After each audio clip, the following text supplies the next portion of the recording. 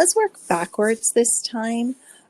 We're going to actually take those functions and determine different values and final function values from them.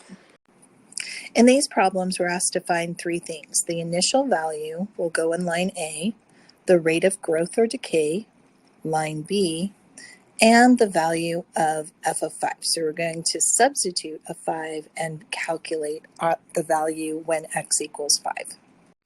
Remember that our function formula is a times b raised to the x. So when I look at this first one, a is always going to be the first number, the initial value. The rate of growth or decay will be the number that's being raised to that x. So b is equal to 3, which indicates its growth because it is greater than 1. And finally, c, we're going to substitute in that 5. You'll need a good calculator to do this. So this is not going to work on your cell phones. They don't do exponents very well. In this case, it's 97.2. For the next problem, we're going to do the same thing. I want that initial value. It looks like this time a equals 5. B is going to equal 4/3. And in this case, 4/3 is still greater than 1. So this is still growth. So be careful. Just because it's a fraction doesn't necessarily mean that it's going to be a decay problem. And finally, we're going to do that f of 5. I've got 5 times 4/3 raised to the 5th. Once again, you really want to have a good calculator for this. You might have to, actually Desmos graphing calculator. That could be a good calculator for you. Google search online scientific calculators. Those would definitely help you out, or you should be doing this in class. When you're doing these problems, you should be doing them in class, so you can use the classroom calculator. So we're going to have to round this one. I've got 21.07. So always go to 2 places after that decimal point to get your approximation. And the third one. Why don't you go ahead and tell me the value of a here? Yeah, the a equals the 2. What does the b equal, and is it growth or decay? B is 0.98. Since it is less than 1, this will be a decay problem. Finally, we're going to calculate what happens when our x value equals 5. And when I round it, I get 1.81. Let's take a look at your favorite word problems. So I've got this big hint. This is super important. In fact, I am going to highlight around it just so you really notice it. All right, when writing an exponential growth or decay function, the rate of change is not the same as the growth or decay rate.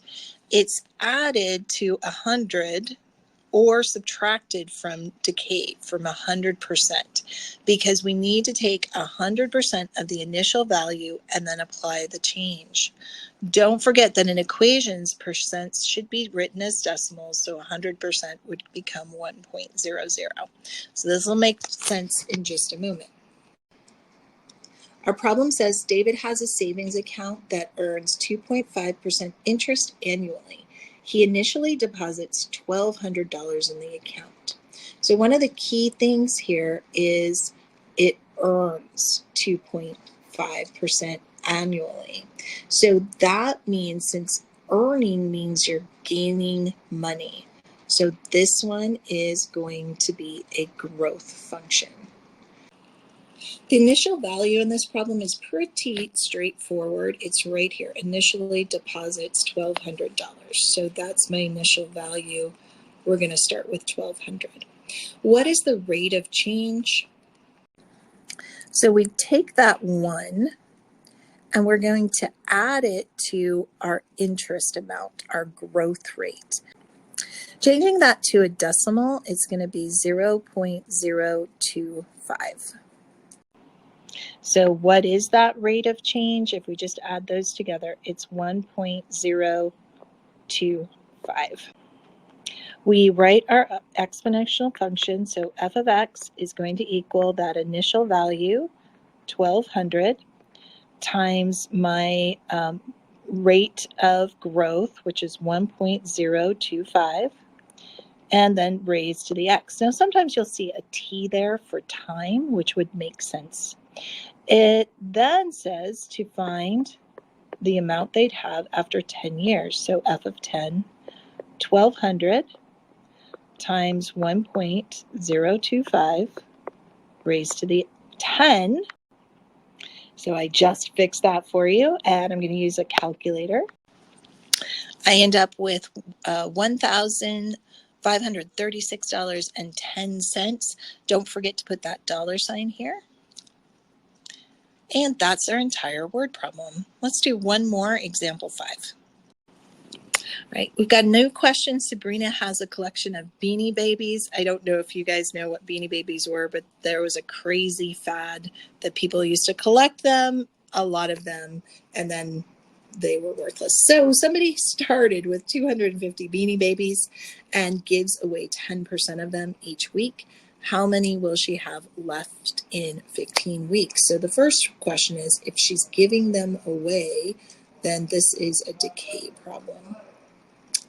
And my initial value is the 250. And my rate of growth or decay, since it's decay this time, we're going to do 1 minus and change that 10% to 0.10, which would be 0.90. So that is going to be my B value. That's your B.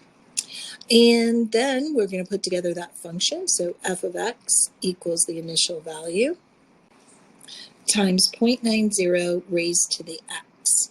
And it says, let's see, how many Beanie Babies, these are little stuffed animals, would she have left in 15 weeks? So after putting that all in our calculator, we'd end up with 51.47. It makes sense that she wouldn't have like a half of a stuffed animal. So we would need to round that up to the nearest whole animal. And that would be it. 52 Beanie Babies would be how many Sabrina has left after 15 weeks.